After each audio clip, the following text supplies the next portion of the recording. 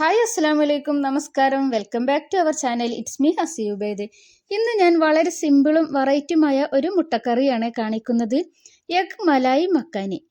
വളരെ എളുപ്പത്തിൽ നമുക്കിത് ഉണ്ടാക്കിയെടുക്കാം. നമ്മൾ ഹോട്ടലിൽ നിന്ന് കഴിക്കുന്ന മുട്ടക്കറിയേക്കാളും വളരെ ടേസ്റ്റിയാണ് ഇത്. അപ്പം, ദോശ, നെയ്ച്ചോറ്, പൊറോട്ട എല്ലാത്തിൻ്റെ കൂടെയും അടിപൊളി കോമ്പിനേഷനാണ്.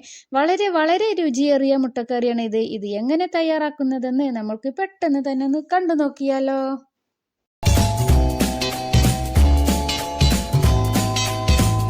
ഈ ഒരു എഗ് മലായി മക്കാനി തയ്യാറാക്കാൻ ഞാനിവിടെ 4 മുട്ടയാണ് എടുത്തിട്ടുള്ളത്. നിങ്ങൾ ഓരോരുത്തരും എത്ര ആളുണ്ട് അതിനനുസരിച്ചിട്ട് എടുക്കാം. ഞാനിവിടെ ഇപ്പോൾ ഞങ്ങൾ 3 പേരുള്ളൂ, അപ്പോൾ 4 എടുത്തിട്ടുള്ളൂ. ഇത് നമ്മൾക്കൊന്ന് പുഴുങ്ങിയെടുക്കാം. ഈ ഒരു എഗ് മലായി മക്കാനി കറി ഉണ്ടല്ലോ, ഇത് എല്ലാവർക്കും ഇഷ്ടമാകും കേട്ടോ. അടിപൊളി ടേസ്റ്റാണ്. ഒരിക്കലും ഉണ്ടാക്കിയാൽ വീണ്ടും വീണ്ടും ഉണ്ടാക്കി നോക്കും. അപ്പോൾ ഇതാ ഞാൻ ഈ മുട്ട ഒന്ന് പുഴുങ്ങി എടുത്തിട്ടുണ്ട്. പുഴുങ്ങിയതാ തൊലിയൊക്കെ കളഞ്ഞ് അങ്ങനെ വെച്ചിട്ടുണ്ട്. ഈ ഒരു ടൈമിൽ പുതിയ കൂട്ടുകാരെങ്കിലും കണ്ടിട്ടുണ്ടെങ്കിൽ ഒന്ന് സബ്സ്ക്രൈബ് ചെയ്തൊന്ന് സപ്പോർട്ട് ചെയ്യണേ. വീഡിയോ ഇഷ്ടമായ ഒരു ലൈക്ക് തരാൻ മറക്കല്ലേ കേട്ടോ.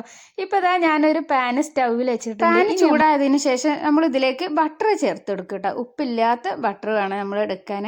ഉപ്പുള്ളതാണെങ്കിൽ നമ്മൾ കറിയിലൊക്കെ ഉപ്പ് ചേർക്കുമ്പോൾ ഉപ്പ് കുറച്ച് കൊടുത്താൽ മതി.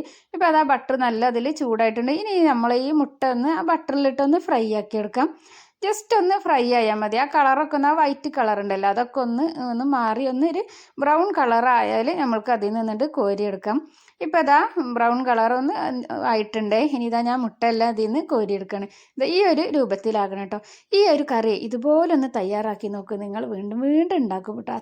അത്രയും ടേസ്റ്റാണ്, അടിപൊളി ടേസ്റ്റാണ്. ഞാൻ വെറുതെ പറയല്ലത്, നിങ്ങൾ എല്ലാവരും ഒന്ന് ട്രൈ ചെയ്ത് നോക്കണേ. ഇപ്പോൾ ഇതാ ഞാൻ മുട്ട അതിൽ നിന്ന് കോരി എടുക്കുന്നുണ്ട്. ഇനി ഈ ഒരു പാന് നമ്മൾക്ക് മാറ്റി വെക്കാം. ഈ ഒരു പാനും ബട്ടറും നമ്മൾക്ക് ആവശ്യമുണ്ട് കേട്ടോ. ഇത് നമ്മൾക്ക് ഇനി ഒന്ന് മാറ്റി വെക്കാം. ഇപ്പോൾ ഇതാ ഞാൻ വേറൊരു പാൻ ഇതാ സ്റ്റവിൽ വെച്ചിട്ടുണ്ട്. ഇനി ഞാൻ ഇതിലേക്ക് വെളിച്ചെണ്ണയാണ് ഒഴിച്ചു കൊടുക്കുന്നത്. പാൻ ചൂടായതിന് ശേഷമാണ് വെളിച്ചെണ്ണ ഒഴിച്ചു കൊടുക്കുന്നത്. ഇനി ഇതൊരു 2 സവാള ഇതുപോലെ ചെറുതാക്കി ഒന്ന് കൊത്തി നുറുക്കിയിട്ടുണ്ട് കേട്ടോ. ഇതുപോലെ ഒന്ന് കട്ടാക്കി എടുക്കണം. 2 സവാളയാണ് എടുത്തിട്ടുള്ളത്, വലിയ സവാളയാണ് 2 എടുത്തിട്ടുള്ളത്. ഇനി സവാള നല്ല പോലെ തന്നെ ഒന്ന് വഴന്ന് വരട്ടെ. നമുക്ക് നല്ല പോലെ ഒന്ന് ഇളക്കി കൊടുക്കാം. സവാള വഴന്ന് വരുന്ന വരെ ഒന്ന് ഇളക്കി കൊടുക്കാം. പിന്നെ നമ്മൾക്ക് ഇതൊന്ന് അടച്ച് വെച്ചിട്ട് 1 മിനിറ്റോ 2 മിനിറ്റോ ഒന്ന് വേവിച്ചെടുക്കുക. ലോ ഫ്ലെയിമിൽ ഇട്ടിട്ട് കേട്ടോ.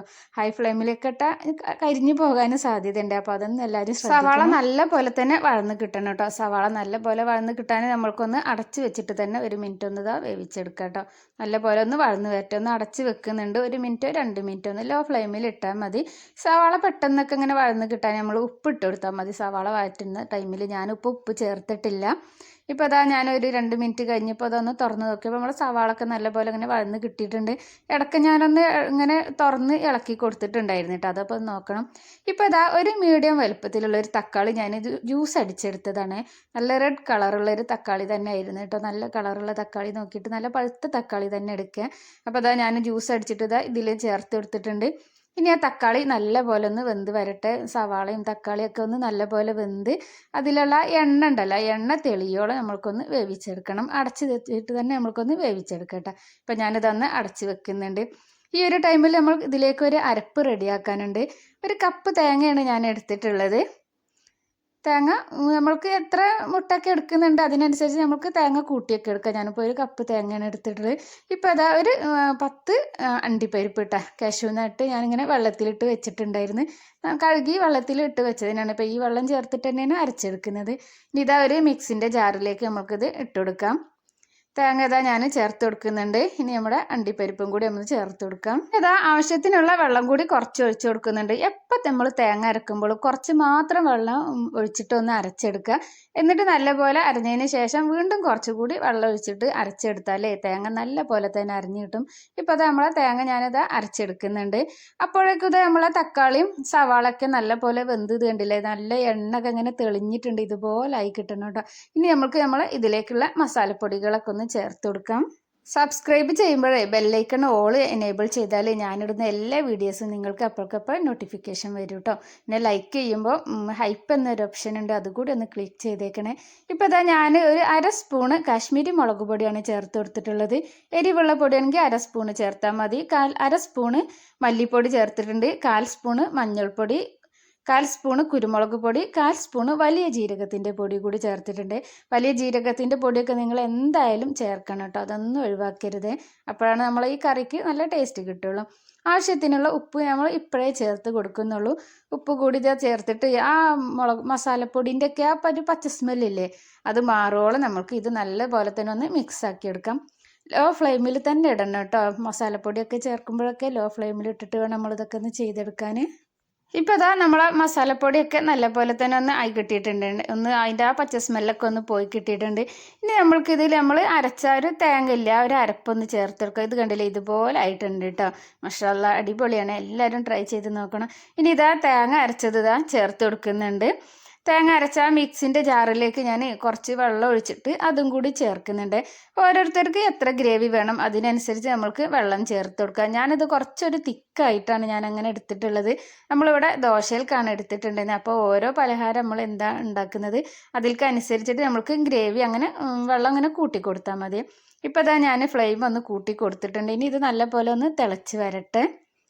ഇപ്പോൾ അത് കണ്ടില്ലേ, ഇത് ഇപ്പോൾ ഒരു കുറച്ചൊരു തിക്കായിട്ടാണ്. ഇപ്പോൾ ഈ ടൈമിൽ നിങ്ങൾക്ക് വെള്ളം വേണമെങ്കിൽ കുറച്ച് ഒഴിച്ചു കൊടുക്കാം കേട്ടോ, കൂട്ടി അങ്ങനെ എടുക്കുക. ഞാൻ ഇങ്ങനെയാണ് ഇത് എടുത്തിട്ടുള്ളത്. ഇനി ഇത് നല്ല പോലെ തന്നെ തിളച്ച് വരട്ടെ. ഉപ്പൊക്കെ ഒന്ന് ചെക്ക് ചെയ്യാം. ഇതിൻ്റെ ടേസ്റ്റ് ഉണ്ടല്ലോ, അമേസിങ് ആണ് കേട്ടോ. ഇത് കുറച്ച് ഗരം മസാല കൂടി ഈ ഒരു ടൈമിൽ ചേർത്ത് എടുക്കുന്നുണ്ട്. ഇനി നമുക്ക് നല്ല പോലെ തന്നെ ഒന്ന് മിക്സ് ആക്കി എടുക്കാം.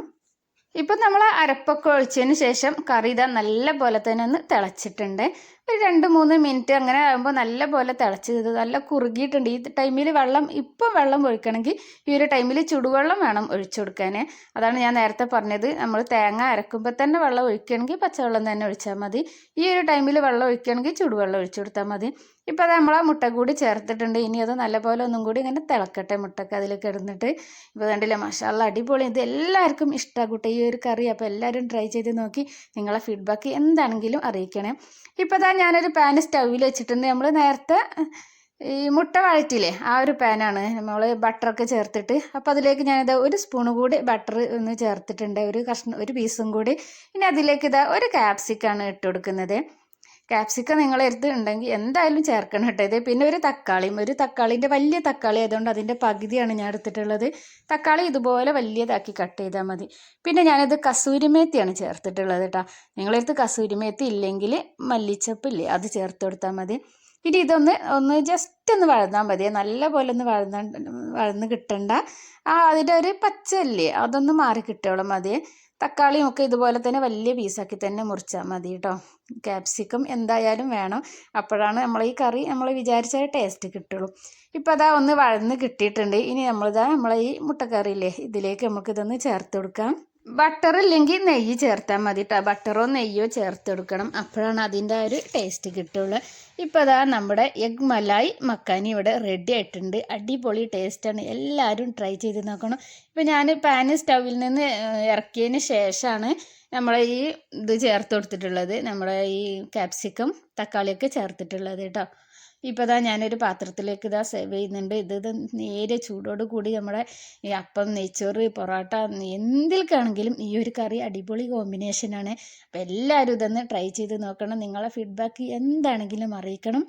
Amazing taste. നേരത്തെ പറഞ്ഞ പോലെ സബ്സ്ക്രൈബ് ചെയ്യാതെ ആരെങ്കിലും കാണുന്നുണ്ടെങ്കിൽ ഒന്ന് സബ്സ്ക്രൈബ് ചെയ്ത് സപ്പോർട്ട് ചെയ്യണേ.